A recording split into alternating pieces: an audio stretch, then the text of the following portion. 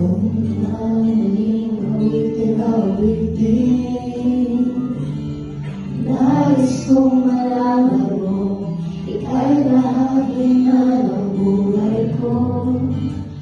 Kung anong sabihin, nais kong sabihin, nilagyan mo ng kulay ang mundo. Kasama kita lumuhan.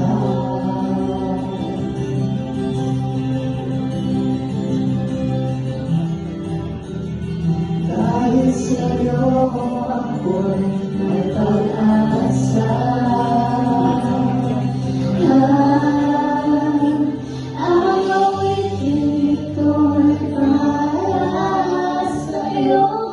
At kung maubos ang tinig, di masisisi ang iyong narinig mula sa labi ko.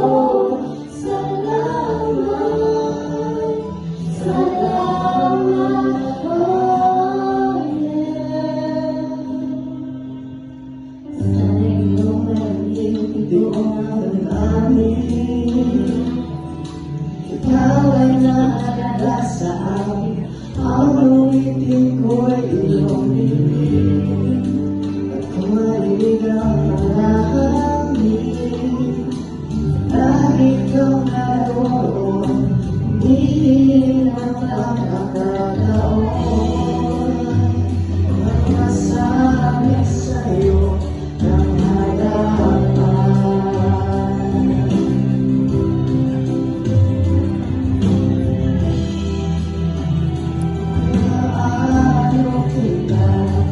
Kaya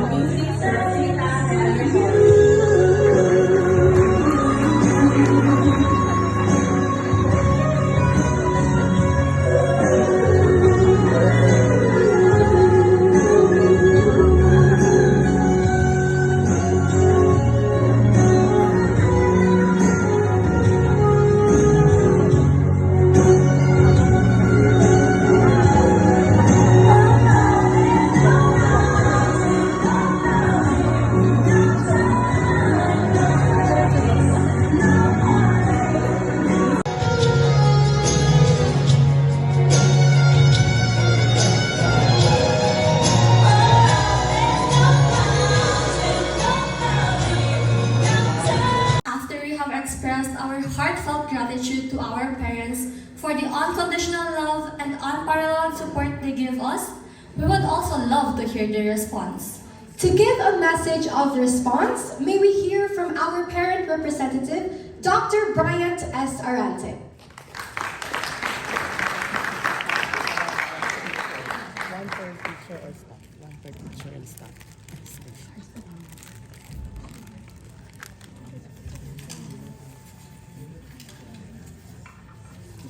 Thank you, Liana and Erica. To our respected faculty and staff of Philippine School Bahrain, and to our devoted parents who are here, guardians, friends, visitors, and soon to be graduating students. A wonderful and blessed afternoon to all of you. It is an honor to speak on behalf of all parents today. Speaking not only for myself, but also for the mothers, fathers, and guardians who have walked alongside their children on this journey. They say it takes a village to raise a child. Today, that village is in front of us.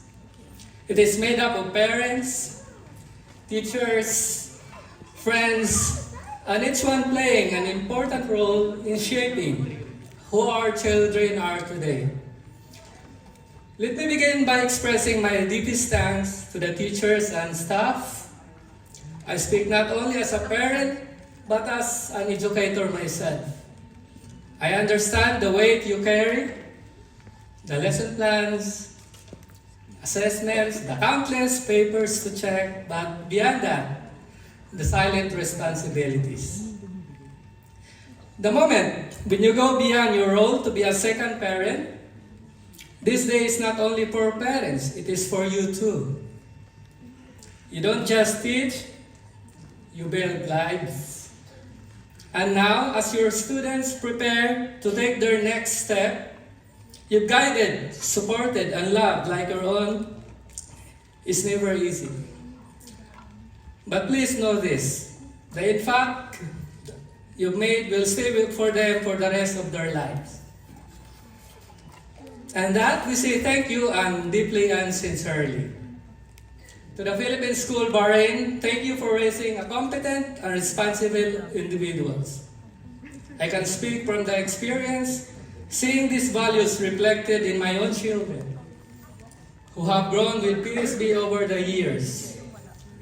My son Brian spent his formative years walking the halls of PSB.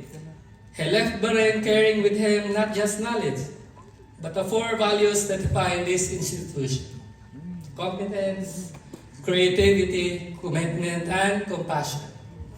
Those values now live in his actions and how he treats others and in how he moves through the world. And today, I look at my daughter Brienne, so thoughtful, driven, and full of heart.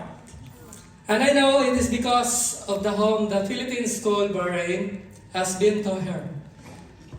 The place that teaches not just subject but life. Not just excellence but empathy.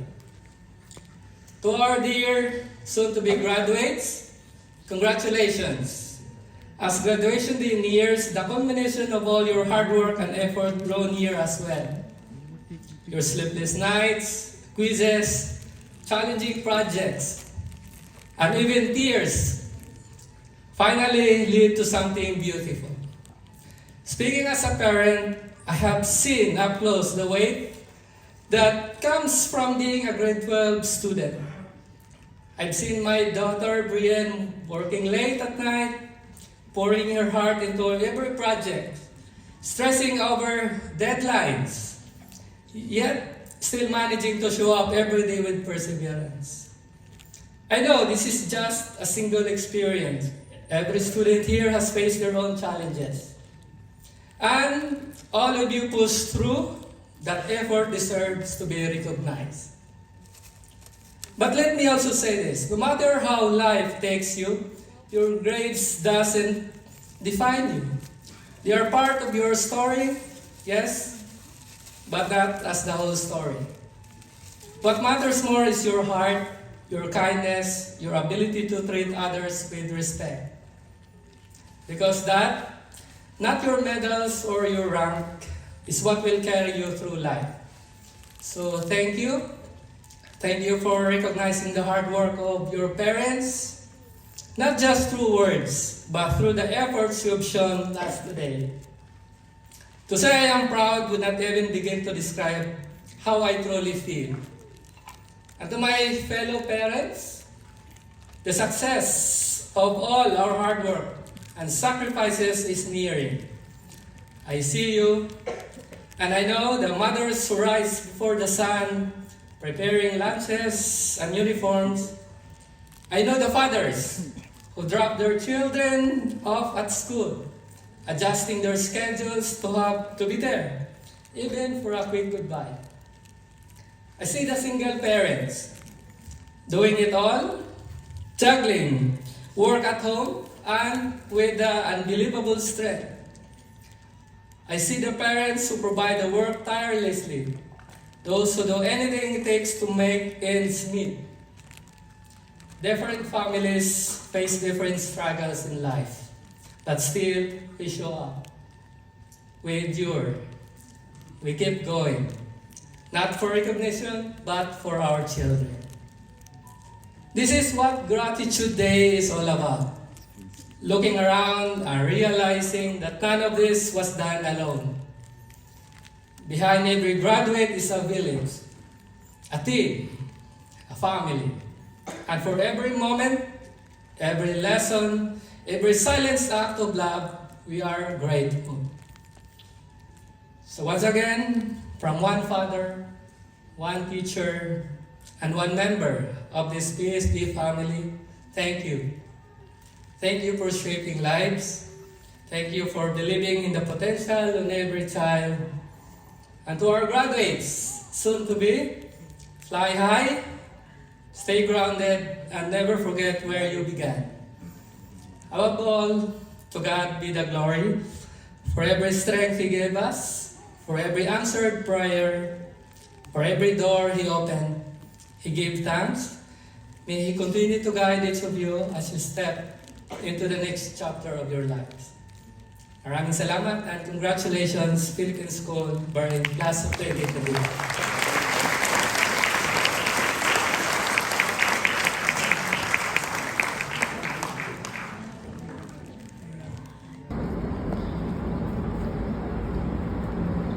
Cheers na lang.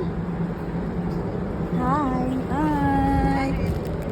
Miss Dan attending the Gratitude Day of Nicole. Very nice. Nilang ka pag-isnola.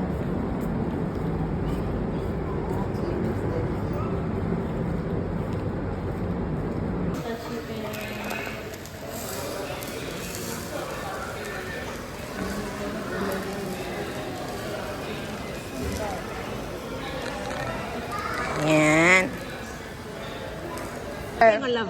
So what did you get? Let me see. Wow. Wala ka sudlan nandi ay? Wala ako ah. Wow, it's a perfume. Thank you, love. Ano, pag yung ano? Kabutan akong ako eh. Hey. Yan ang tabang sa Hi, Kuya. Happy eating, guys. Thank you.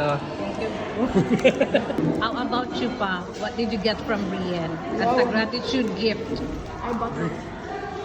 Rian, nakatag. Gani! Gratitude gift from Rian, Gani. That's what I'm Ayan yung saying. candy kanina.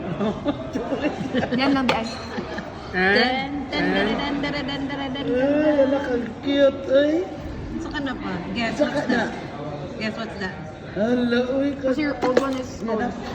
Yan na pag-uwi. Your old wallet is falling apart. Your wallet.